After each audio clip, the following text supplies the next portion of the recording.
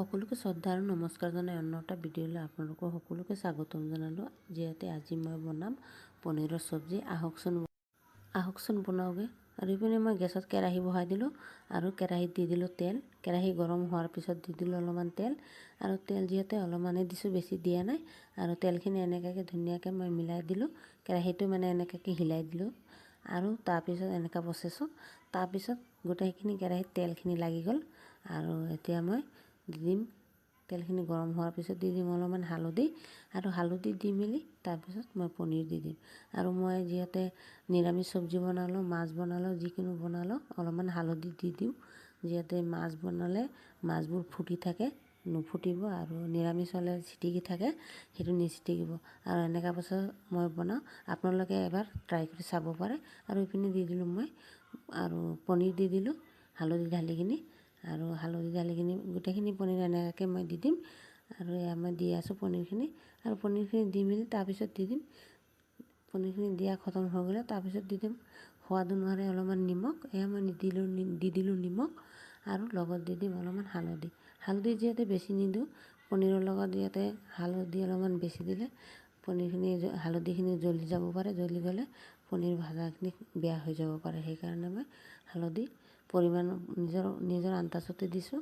আৰু এনেকুৱা প্ৰচেছত মই ভাজি আছোঁ। এয়া মই ভাজি ল'ম আৰু ভাজিছোঁ। 2-3 মিনিটমান পিছত আহিলোঁ। এয়া চাইছেনে পনীৰখিনি এনেকুৱা প্ৰচেছত আহি গ'ল। আৰু পনীৰখিনি মোৰ ভাজা হৈয়ে গ'ল। আৰু যিহেতু মই আগতে কৈছিলোঁ তেল কম দিছোঁ, হ'লেও মানে পনীৰ ভাজি হৈ কিনি ইমান তেল বাচি গ'ল। আৰু যিহেতু পনীৰ ভাজোঁতে পনীৰে তেল ইমান নেটানে, উল্টা আৰু পনীৰ যিহেতু ক্ৰীম জাতীয় হয়, অলপমান তেল আৰু উল্টাকৈ এৰে নেকি এনেকৈ লাগিছে। আৰু এয়া পনীৰখিনি মই এনেকৈ ৰঙাকৈ ভাজিছোঁ। ইয়াতকৈ আৰু বেছি নাভাজোঁ। ইয়াতকৈ বেছি ভাজিলে যিহেতু জ্বলি যাব পাৰে আৰু পনীৰখিনি টান হৈ যাব পাৰে। সেইকাৰণে মই এনেকৈ ভাজিলোঁ। আৰু এতিয়া মই নমাই ল'ম আৰু নমাই আছোঁ। এনেকৈ ধুনীয়াকৈ মই পনীৰখিনি নমাই লৈছোঁ। আৰু যিহেতু অলপমান তলত গুৰি গুৰি থাকিব পাৰে, তেলত লাগি আছে, সেইখিনিও ধুনীয়াকৈ মই নমাই ল'লোঁ। আৰু নমাই মেলি যিহেতু আলু মই কাটি ৰাখিছোঁ পনীৰৰ চাইজতে, পনীৰৰ যেনেকৈ টুকুৰা এনেকুৱা চাইজতে মই আলুখিনি কাটি ধুই ধুনীয়াকৈ ৰাখি দিছোঁ। এতিয়া মই দি দিম আলু। আৰু এয়া মই নমাই লৈছোঁ। আৰু চাইছেনে তেল যিমানখিনি তেল দিছিলোঁ সিমানখিনিয়ে আছে। আৰু এইটো তেলতে মই আলু ভাজি ল'ম। আৰু এয়া মই দি দিম আলু। আৰু আলুখিনি কাটি বাছি ধুই ৰাখিছোঁ। এয়া চাইছে আলু দি দিলোঁ। আলু চাইছে মই এনেকুৱা চাইজতে কাটি লৈছোঁ। আৰু এয়া মই দি দিম গোটেইখিনি আলু। আৰু গোটেইখিনি আলু দিয়াৰ পিছত অলপমান হালধি আৰু অলপমান নিমখ দি দিম। যিহেতু আলুত যিমানখিনি নিমখ লাগে সিমানেই দিম। আৰু তাৰপিছত যেতিয়া মই চব্জি বনাম তেতিয়া আকৌ নিমখ দিম। সেইকাৰণে মই এতিয়াকৈ সৰহকৈ নিদিওঁ নিমখ। সৰহকৈ দি দিলে যিহেতু আলুখিনি তিতা হৈ যাব পাৰে, সেইকাৰণে ইমানখিনি নিমখ দিলোঁ আৰু অলপমান হালধি দি কিনি এতিয়া মই ল' ষ্টিমত 10 মিনিটমান ভাজি ল'ম। 10 মিনিট ভাজোঁতে মোৰ আলুখিনি একেবাৰে ধুনীয়াকৈ ভাজি হৈ যাব। আৰু এয়া মই ধুনীয়াকৈ লৰাই দিছোঁ। আৰু লৰাই দি মেলি আৰু এতিয়া মই ষ্টিমটো চাইছেনে বাৰু মোৰ আলুখিনি যিহেতু এনেকুৱা ভাজি হৈ গ'ল। আৰু অলপ পিছত নমাব হ'ব। আৰু মই কৈছিলোঁ নহয় 10 মিনিটৰ ভিতৰত মোৰ আলুখিনি ভাজা হৈ যাব। আৰু এয়া মোৰ আলুখিনি ভাজা হৈ গ'ল। আৰু অলপমান লৰাই লৈছোঁ যিহেতু ধুনীয়াকৈ।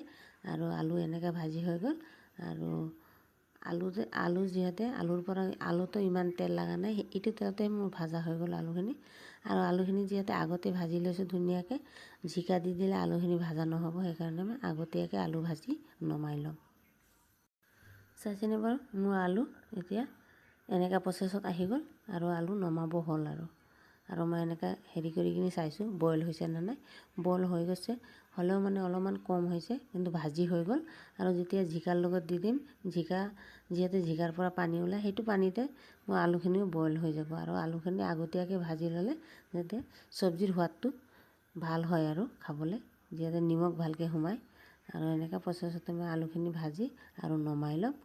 আৰু এতিয়া মই ধুনীয়াকৈ আৰু অলপমান লৰাই দিছোঁ। আৰু লৰাই মেলি আৰু এয়া মই আলুখিনি নমাই ৰাখি দিলোঁ। আৰু আলু নমাই মেলি তাৰপিছত অলপমান তেল দি দিলোঁ কেৰাহীত। আৰু তেল দি দিম অলপমান। আৰু কম তেলতে আজি মই চব্জি বনাম। আৰু সদায় বেছি তেল খোৱাটো ভাল নহয়, সেইকাৰণে আজি কম তেলতে বনাম। জিকাৰ চব্জি বনাম, হ'লেও কম তেলতে বনাম পনীৰ। আৰু এয়া মই তেল দি দিলোঁ। তেল দি মেলি তাৰপিছত পোৰণত দি দিম মই জিৰা। আৰু জিৰা আৰু হালধি দি দিলোঁ অলপমান, যিহেতু মছলা চিটিকি থাকিব সেইকাৰণে। আৰু এয়া মই দি দিলোঁ মছলা, আৰু মছলাবোৰ মোৰ যিহেতু ইমান ফুটি কিনি বাহিৰে বাহিৰে যোৱা নাই। আৰু এনেকৈ প্ৰচেছত মই যিহেতু হালধি দি লৈছিলোঁ সেইকাৰণে। আৰু এয়া মই মছলা দি দিলোঁ, জিৰা আৰু জলকীয়া পিচি ৰাখি দিছিলোঁ সেইখিনি দি দিলোঁ। আপোনালোকে ধনিয়া দিলেও দিব পাৰে, যিহেতু মই ধনিয়া দিয়া নাই, অকল জিৰা আৰু জলকীয়া পিচি এনেকুৱাকৈ দি দিলোঁ। আৰু এয়া মই অলপমান লৰাই দিছোঁ ধুনীয়াকৈ। আৰু মছলাখিনি অলপমান ভাজি হোৱাৰ পিছত, যিহেতু কেঁচা গোন্ধ গুচি যোৱাৰ পিছত, মই জিকা কাটি ধুই আৰু নিমখ সানি কিনি ৰাখিছিলোঁ, সেই নিমখৰ পৰা তাৰপিছত এটা ঝাঁঝাত, এয়া ঝাঁঝা চাইছেনে, এইটো ঝাঁঝাতে মই ৰাখি দিছিলোঁ, পানীখিনি তলত সৰি যাব। আৰু এনেকুৱাকৈ পানীখিনি জিকাৰ সৰি গৈছে, আৰু মই এনেকুৱাকৈ জিকাখিনি দি দিলোঁ মছলাৰ লগত। আৰু মছলাৰ লগত দি মেলি এনেকুৱাকৈ ধুনীয়াকৈ মই মিলাই লৰাই দিছোঁ। আৰু আগতীয়াকৈ আলু মই ভাজিয়ে ৰাখিছোঁ। এতিয়া জিকাখিনি যেতিয়া মোৰ ভাজা হৈ যাব আৰু মছলাৰ কেঁচা গোন্ধ গুচি যাব, তাৰপিছত মই দি দিম আলু, ভাজি ৰখা আলুখিনি। এয়া মই অলপমান হালধি দি দিলোঁ, যিহেতু অথনি তেলতহে হালধি দিছিলোঁ, এতিয়া আকৌ জিকাত হালধি দি দিলোঁ। আৰু হালধি দি মেলি, আৰু এতিয়া মই নিমখ নিদিওঁ, যিহেতু জিকাত নিমখ সানি কিনি মই ৰাখি দিছিলোঁ পানী উলিয়াবলৈ। আৰু জিকাত মই সদায় নিমখ সানিয়ে বনাওঁ, নিৰামিষ বনালেও মাছত বনালেও। আৰু নিমখ সানি থ'লে মানে যিহেতু যেতিয়া জিকা চব্জিত ভাজিব, তেতিয়া যিহেতু পানী নুঠে ইমান। আৰু মই মছলা যিটো বাতিত মছলা ৰাখিছিলোঁ, বাতিখিনি ধুই কিনি অলপমান পানী দি দিছোঁ, যিহেতু জিকাত এতিয়াও পানী উঠা নাই। অথনি পানী মই ধুনীয়াকৈ নিয়ৰাই দিছোঁ যে সেইকাৰণে। তাৰপিছত মই ঢাকনি এটা সাহায্যত ধুনীয়াকৈ ঢাকি দিছিলোঁ চব্জিখিনি। এয়া চাইছেনে বাৰু, মোৰ চব্জিখিনি এতিয়া এনেকুৱা প্ৰচেছত আহি গ'ল, এনেকুৱাকৈ ভাজি হৈ গ'ল। আৰু চব্জিখিনি ভাজি হৈ কিনি মছলাৰ পৰা কেঁচা গোন্ধ গুচি গৈছে, আৰু ইপিনে তলত অলপমান লাগিও ধৰিছে। এতিয়া মই আৰু ভাজি ৰাখিছিলোঁ আলুখিনি এতিয়া মই দি দিম। আৰু এয়া মই আৰু অলপমান ধুনীয়াকৈ লৰাই লৈছোঁ, যিহেতু তলত লাগি ধৰিছে অলপমান। আৰু চাইছেনে বাৰু আপোনালোকে, মই যিহেতু পানী জিকা আগত ধুই কিনি নিমখ সানি কিনি ৰাখি দিছিলোঁ, সেইকাৰণে জিকাত ইমান পানীয়ে উঠা নাই। চাওক, মই অথনি পানী দিলোঁ অলপমান বইল হ'বলৈ মছলাখিনি, আৰু চাওক এতিয়া যিহেতু পানীয়ে উঠা নাই। আৰু এনেকুৱাকৈ নিমখ সানি কিনি নেৰাখিলে যিহেতু পানী বহুত উঠি থাকে। এয়া মই আলুখিনি ৰাখি দিছিলোঁ ভাজি, আলু আৰু পনীৰ একেলগে ৰাখি দিছিলোঁ।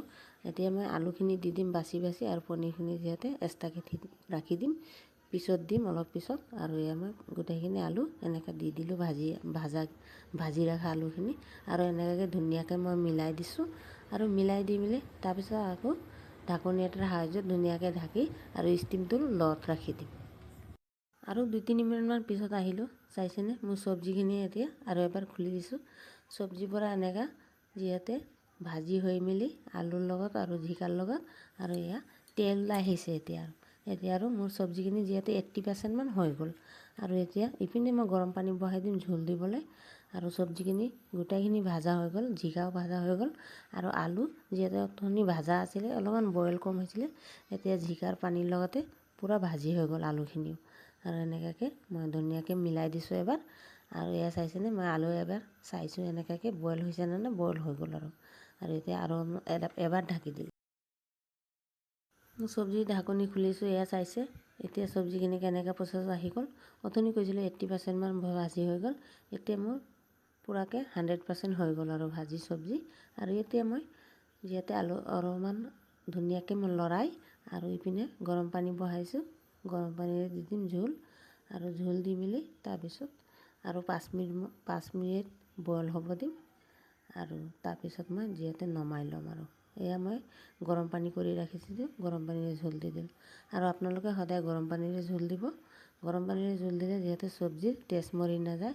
আৰু ইমান সময় আপোনালোকে ভাজি মেলি যদি ঠাণ্ডা পানীৰে ঝোল দি দিয়ে, তেতিয়া কিবা চব্জিৰ টেষ্ট গুচি যায়। সেইকাৰণে গৰম পানীৰে ঝোল দিব চেষ্টা কৰিব। আৰু মই সদায় গৰম পানীৰে দিওঁ।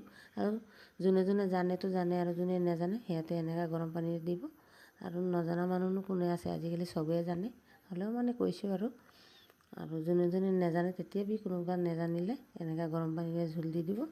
আৰু এয়া ঝোল দি মেলি তাৰপিছত মই অলপমান চাইছোঁ যে নিমখ কম হৈছে নে বেছি হৈছে, তেতিয়া দেখিছোঁ অলপমান কম হৈছে নিমখ, সেইকাৰণে মই অলপমান নিমখ দি দিলোঁ নিজৰ আন্দাজতে। আৰু এতিয়া লৰাই লৈছোঁ। মোৰ ঝোলখিনি পূৰা বইল হৈ গ'ল। আৰু এতিয়া মই ভাজি ৰাখি দিছিলোঁ পনীৰখিনি, আৰু এয়া পনীৰখিনি দি দিলোঁ। চাইছেনে মোৰ পনীৰখিনি বেছি ভাজা হৈ গ'ল নেকি? আপোনালোকে কমেণ্ট কৰি জনাবচোন। মইতো ভাজাটো ঠিকেই ভাজিছোঁ, ইমান কাৰাকৈ ভাজা নাই, কমকৈ ভাজিছোঁ। আৰু এয়া মই পনীৰ দি দিলোঁ আৰু মোৰ চব্জিৰ কালাৰ এনেকুৱাকৈ আহিছে। আৰু চব্জিখিনি আৰু 5 মিনিটমান বইল হ'ব দিম আৰু 5 মিনিট পিছত মই গৰম মছলা দি কিনি নমাই ল'ম। 5 মিনিটমান বইল হোৱাৰ পিছত মই আহি গ'লোঁ আকৌ। আৰু এয়া মই দি দিম এতিয়া পিচি ৰাখিছিলোঁ মই দাৰচিনি, এলাচি আৰু লং। এয়া মই দি দিলোঁ এইখিনি। আৰু গৰম মছলা মই পেকেট গৰম মছলা ইমান চেণ্টটো মোৰ ভাল নালাগে, সেইকাৰণে মই সদায় গোটা গৰম মছলা পটাত পিচি কিনি মই দিওঁ আৰু সেইটোৰ চেণ্টটো যাতে বেছি ভাল থাকে। আৰু এয়া মই দি দিলোঁ গৰম মছলা, লং, এলাচি, দাৰচিনি পিচি কিনি। আৰু এতিয়া মই অলপমান 3 মিনিটমান বইল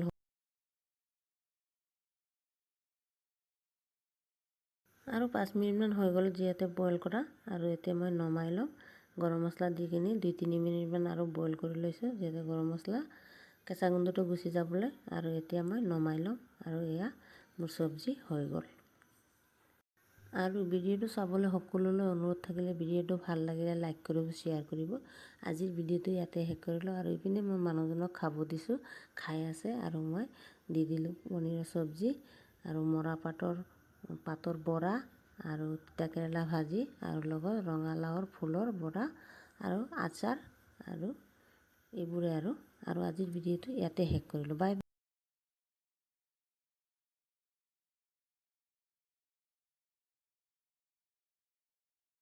আৰু আপোনালোকে এনেকৈ বনাই খাইছেনে? নেখালে এবাৰ খাই চাব। খাবলৈ যিহেতু বহুত টেষ্টি হৈছিলে। আৰু আজিৰ ভিডিঅ'টো ইয়াতে শেষ কৰিলোঁ। আৰু অন্য এটা ভিডিঅ' লৈ আপোনালোকৰ সকলোৰ লগতে আকৌ এবাৰ লগ হ'ব। Bye bye.